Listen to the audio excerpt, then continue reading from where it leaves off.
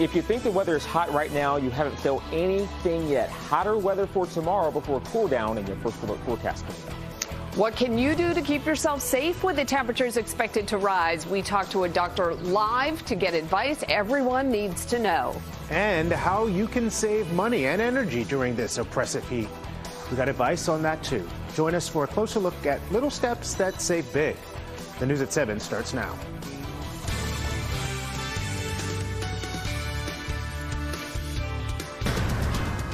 Tonight at 7, summer heat. The heat index was over 100 degrees today, and the temperatures will only intensify tomorrow. Good evening, everyone. I'm JC Monahan. Not looking forward to it, and I'm Glenn Jones. We're here with meteorologist Dennis Brown. It's hot, it's humid, and more of this tomorrow. It's like we're doubling down. Yeah, it's going to be rough out there for a lot of areas here in New England. I mean, our threshold is so much lower than many other areas. Right. Right. Exactly. So how do we tolerate what we have right now? Let's start with that. You know, we talked about Florida. They don't have any watches or warnings right now, but they have a threshold that's much higher for heat. And so it's kind of interesting that. Let's talk about our weather, though. It's hot. It's going to get even hotter as we go through the day tomorrow. And the deal is that we've got extreme heat warnings for a lot of us going through the next several hours that will continue through at least 8 o'clock tomorrow. So the feels like temperatures about 109, even higher. And so the prolonged heat will continue. And we need to drink water, take a lot of breaks while you're outdoors, and just understand just to take it slowly out there and find a cool place to be. Look at the actual air temperatures. We're in the 70s, 80s, and 90s. But because of the humidity, it makes it feel much worse outside. In fact, as you look at the feels like temperatures, this is what it feels like outside. So about 107 in Bedford, 105 in Nashua. You'll see 104 in Concord, almost 100 degrees in Fitchburg. But look at Marshfield at 92, 94 in Boston, 96 in Norwood. So yeah, it feels much hotter, especially away from the water. And because of the sea breeze today, that's why temperatures in Boston reached about the upper 80s compared to the 100s that many areas saw and felt today.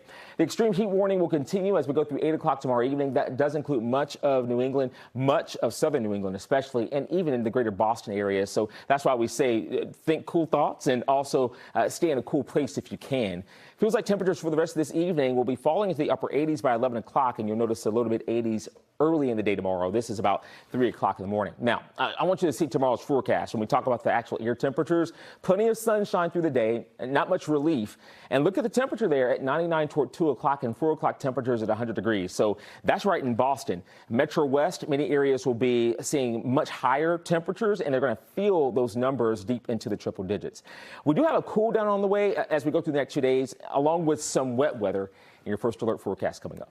Dennis, we're going to get right back to you. I just wanted to quickly ask you a quick question, because a lot of people, they look at the thermostat, maybe it's on the bank as you're driving by on the sign, or it's on your dashboard.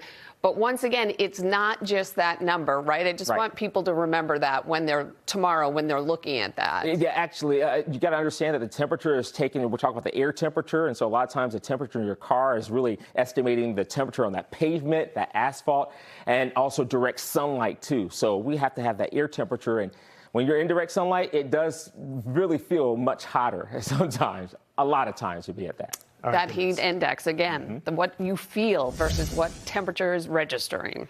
The sweltering heat isn't stopping thousands from attending the Hozier concert tonight at Fenway. We looked it up, and the famous ballpark can seat upwards of 37,000 people. And tonight's show is sold out. So that's a lot of people ready to dance and drive up their body heat. Obviously, they really want to be there. Keeping them cool will be a challenge. We want to get out to NBC 10's Jericho Tran, joining us live at Fenway, where some folks have been waiting in line all day until those doors open. Jericho. Listen, this is the type of heat that just takes away your energy. So standing out here for hours, I couldn't even imagine it. But yes, there have been people who've been standing out here all morning. Take a look, though. You can see just how crowded it is inside of Fenway. We've been seeing people just pile in for the last couple hours here. Now, we do know that some concert attendees are allowed to bring in, or all concert attendees are allowed to bring in a bottle of water and a fan just to try and stay cool in there. The line, though, was all the way down the block. And folks, I know I'm stating the obvious here, but it is hot outside. It's starting on a very hot week. The governor and the mayor know it's hot. Everyone, please stay cool. And so do the thousands of people who waited outside hours before the Hosier concert in a heat emergency. It's hot, it's sticky, I'm covered in sweat. 100 degrees right now. Hot as heck. Along with this brave guy who didn't even have a ticket for the concert yet. You don't have tickets yet? No, we're going to go see what the box office has. And while concert attendees paid for this heated experience, others are getting paid to work outside. Told them absolutely don't call an ambulance. I'm not paying for that. Just pour some water on me. We'll be okay. As the crowds filed into Fenway, pools around the state prepare to open up, including over in Norwood. Hot day, pool's not open. We're waiting on some test results from the lab. Hopefully we'll be open on Tuesday, June 24th. We're really looking forward to it. And for the younger crowd, parents found cooler ways to enjoy the day. We're trying to beat the heat and find some coverage here in the shade and the splash pad. It's hot where I'm standing. I can only imagine how hot it is inside of Fenway. But folks, tens of thousands of people are going to crowd inside here tonight to see the concert. Remember, bottles of water, fans, and deodorant. Don't forget deodorant. You're definitely going to need to reapply in this weather. Live at Fenway, Jericho Tran, NBC 10 Boston. Jericho, okay, joining us tonight is Dr. Jeffrey Hopkins from the Milford Regional Medical Center. Welcome, and thank you so much for helping us get the information that we need to stay safe during this heat wave. So, Dr. Hopkins, help us understand whether or not the need for medical treatment goes up when the temperature goes up like it will tomorrow. For example, are there more emergency room visits? Absolutely. In fact, even today, we saw plenty of patients who had come in with signs of heat exhaustion. They'd been out in the humid air and doing excessive activities that they probably wouldn't normally do. And we did see a few today, and I'm anticipating probably more over the next couple days. Okay, you mentioned one of the illnesses, heat exhaustion. Heat strokes are also a problem, dehydration. Can you just explain the difference for us, the symptoms also to watch out for with these? Because while they're all serious, there is a degree to that. That's right. So all the heat-related illnesses are sort of on a spectrum. So they start with simple things like muscle cramps, excessive sweating, and people feeling like your heart rate's going up. Ultimately, that leads to things like weakness, nausea, vomiting, sometimes headaches, dizziness, feeling like you're going to faint. As that continues, that across the spectrum, we get to heat stroke. And that's what we really want to avoid. That is a life-threatening condition where the body is unable to cool itself. And when those situations happen, we see patients in the emergency department, and they are our most critical patients that we have to immediately start cooling.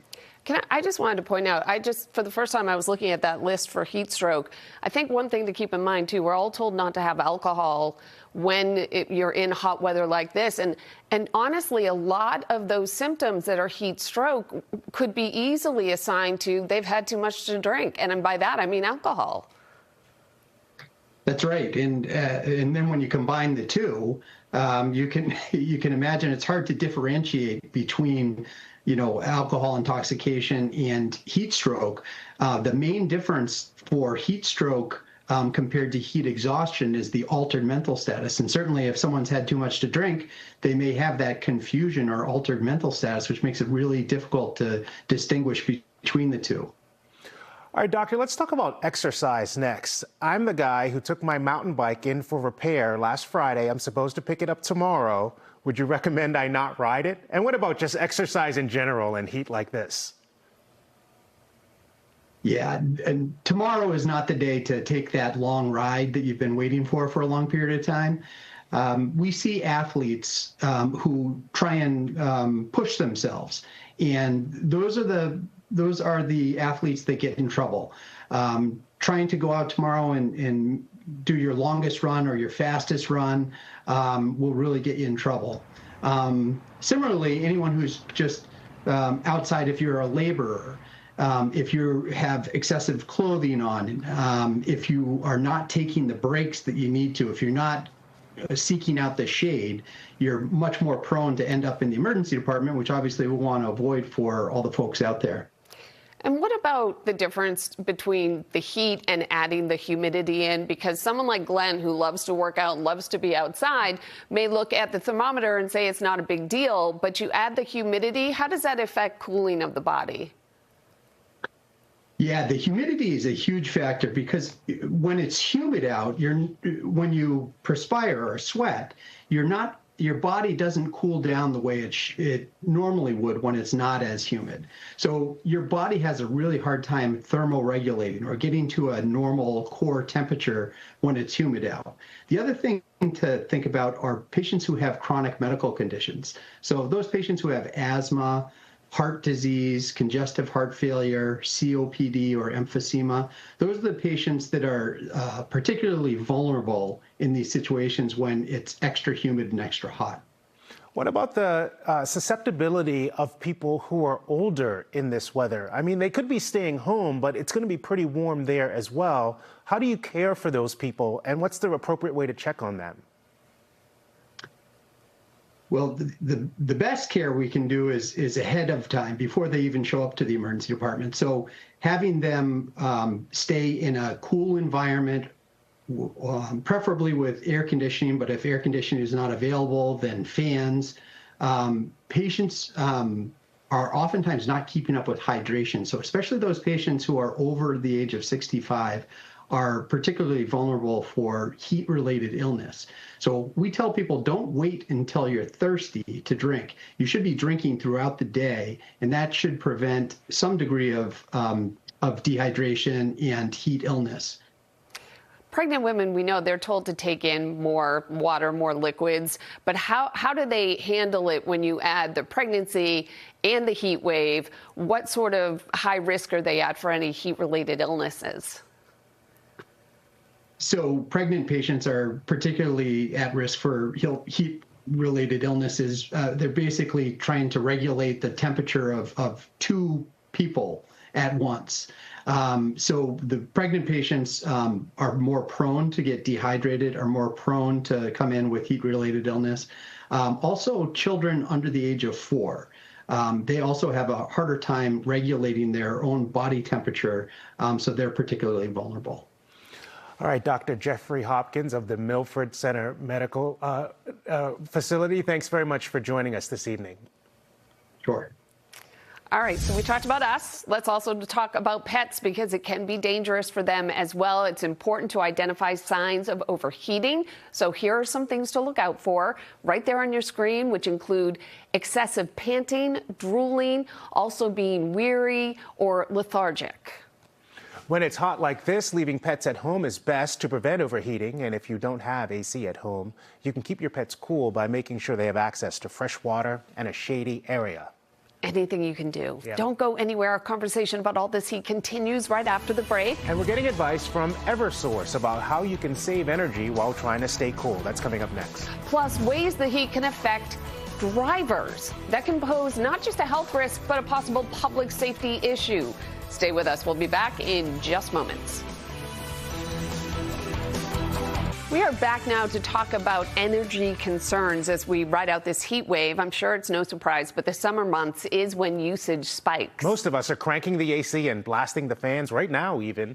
But using all that energy comes at a cost, literally. I spoke with a representative from Eversource today. She shares tips on how to keep your house cool, all while saving energy and money. Customers are actually using about 30% more electricity during the hot months, and that can really spike even higher, obviously, during heat waves. We have extra crews that are on standby. We're constantly monitoring the system around the clock, and we're ready to respond if there are outages that happen. We also have remote systems in place, remote system operators who are constantly watching the grid and the system, and they're ready to reroute power and shift other resources if necessary. Because of course, our top priority is keeping customers connected while making sure that our crews are also staying safe in this extreme heat. You mentioned that 30% spike in usage. It does feel necessary. Are there some things people can keep in mind that try to minimize the cost impact it will have on their bill ultimately? Yeah, of course. So we do have some tips that may sound really simple, but there are some practical things that you can do to impact your bill and bring it down. So first and foremost, you want to set your thermostat to a temperature that you're most comfortable with. Maybe not as cold as you normally would. So set it as warm as you can possibly put up with, because each degree can save 1 to 3% in energy use. Another thing you can do is keep your blinds and your curtains closed during the day. That's going to drop your indoor temp a lot and make a big significant difference. You want to run your dishwasher, your dryer, any kind of equipment like that, either in the early morning hours or late at night, because that's when the system isn't under as much demand. So it's going to have less strain on the grid. Making sure your ceiling fans are set to spin counterclockwise, because that's going to give you that wind chill effect. And remember that fans cool people, they don't cool rooms. So you want to turn them off when you leave the room. All good advice right there. Turns out driving in extreme heat could pose a risk to yourself and others. We asked a professor from Worcester Polytechnic Institute who researched the impact the temperature inside a vehicle has on a driver's performance. At 82 Fahrenheit compared to 73 as a comfortable condition, the drivers experienced high level of the thermal discomfort and increased sweating and sleepiness, and also the reduced cognitive accuracy and poorer performance in vehicle control. First Alert Weather on NBC 10 Boston, Boston's most accurate forecast. We all just assume the AC will be working in the car, and or that you have AC in your car, because if you're someone who likes a classic car, I can promise you there's no AC in that. Right. So you put the windows down, but you get no relief. No, it's rough out there, and tomorrow will be even worse. In fact, we're forecasting high temperatures in Boston, about 100 degrees, and the last time we had 100 degrees set at Logan was in July 24, 2022.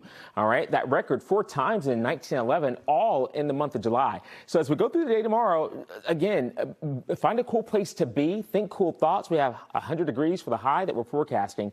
By Thursday, though, 72 degrees. We'll have some more clouds and even a chance of some wet weather. Area of high pressure staying locked in. And so you'll notice all the warmth, the heat out there for D.C., Chicago, St. Louis, Atlanta, 91 there, New Orleans, and 92 in Dallas. But here's the deal. There will be a cold front on the way that will likely sag toward our area. That will give way to some cooler weather as we go into the latter part of the week. Feels like temperatures right now. All right, you'll see it. 82 in Swampscott, but you'll notice 104 there in Arlington, 100 in Dorchester. It feels like 105 in Cambridge, 105 in Lexington, 106 in Waltham, 94 degrees. Now that's in Newton, 97 in Randolph, 97 in Dedham.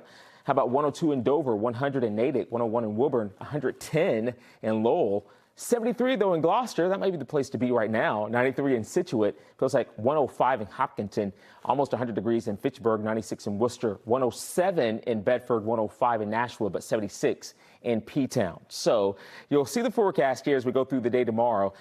Early tonight, we're going to have those feels like temperatures in the mid-80s. And then tomorrow, those numbers, feels like temperatures in the triple digits. Right in Boston, about 105 toward 4 or 5 o'clock in the afternoon, but there will be several areas Metro West that will likely have feels like temperatures even higher. So the extreme heat warning continues until 8 o'clock tomorrow. Feels like temperatures about 109, but even today, Waltham got to about 120. So understand it could be even higher than that, and you need to take your precautions. This is what the model was saying. I really think it is kind of shying off from some of the potential heat for tomorrow. Just understand everybody's going to be hot just about. Even 97 toward Barnstable. You'll see for Wednesday here, this is, it feels like temperature in Boston at the 80s, but we'll likely have the low to mid 90s farther inland. So still going to be pretty hot for a lot of us as we go through tomorrow. And then you'll notice those feels like temperatures going down along with actual air temperatures by Thursday and Friday. We're in the low 70s. We could have some upper 60s, though, by Friday afternoon, and then back in the low to mid 80s as we go into Sunday and Monday. So the beach will be the place to be tomorrow. Upper 90s, sunny, hot, wear that sunscreen, reapply it. And the dew point temperatures, they kind of tell us about the amount of moisture in the atmosphere. So muggy weather for tomorrow. Those dew point temperatures, we mentioned Florida at the top of the show. Yeah, that's for today. Even tomorrow, Wednesday, that's like you're in the deep south. All right, very muggy there, but comfortable conditions by Thursday and Friday. So here's a look at First Alert Futurecast. No rain in sight to give us any relief, at least for the short term. We're going to see plenty of sun for tomorrow. That's at noon, and even toward almost a noon hour on Wednesday, we'll have mostly sunny to partly cloudy skies as we wait on that front to move in, and that might give way to a few showers at times through the morning hours on Thursday, also into the afternoon. That's about 2:15 or so. We'll be tracking that chance of some wet weather. So that will give us some relief from the extreme heat. And as you'll see on the 10-day forecast, we don't have a lot of extreme heat on the way. Still some hot days, don't get me wrong. 80 degrees for Sunday, partly cloudy. 85 going into Monday. A few showers and storms next Tuesday with temperatures about 84 and 82 next Wednesday. Diminis, thank you. But with more heat on the way, don't forget about our free NBC 10 Boston app. You can check the forecast anytime and get those weather alerts sent right to your phone. So still ahead, cooling off with a nice swim. Sounds pretty nice, right? But how late do public pools stay open? Stick around. We've compiled a list of some pools open right now and well into the night. We'll be right back.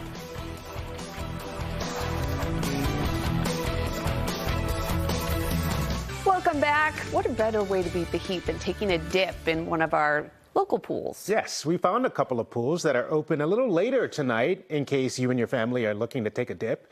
You got to hurry, though. Underwood Pool in Belmont is open until 8 o'clock tonight. Fun fact, that public pool has been in operation since 1912.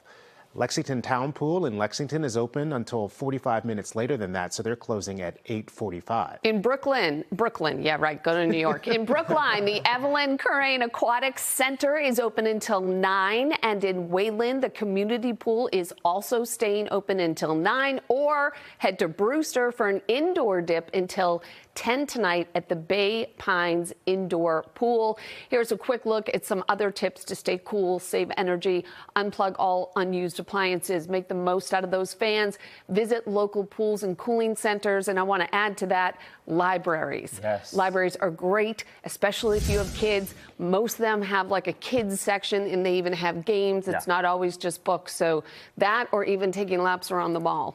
Just hanging out if you can get to one. Anything with air conditioning. Diminis Brown is with us. I think the tricky part about this, or at least what's catching people by surprise, is that it's this warm this early in the summer. Yeah, a lot of times. Quickly. Yes, July. That's typically some of the hottest time frames that we have here. And so it's very early for us, so let's just take it easy for the next 24 hours there. You'll see 100 degrees in the forecast for tomorrow on the 10-day. A first alert to give you a heads up. It will feel much hotter, maybe up to 109, 110 in several areas. And then you'll notice the temperatures going down. Even Wednesday will be hot. That's upper 80s for Boston. There will be some little bit 90s farther inland. Then the 70s for Thursday, Friday, Saturday. We'll have some scattered showers for part of the weekend. Okay, so the 2 days basically, but especially the next 36 hours. I would say so, absolutely. For Diminis Brown, I'm JC Monahan. Thanks for being with us. I'm Glenn Jones. Access Hollywood is next. Stay cool tomorrow.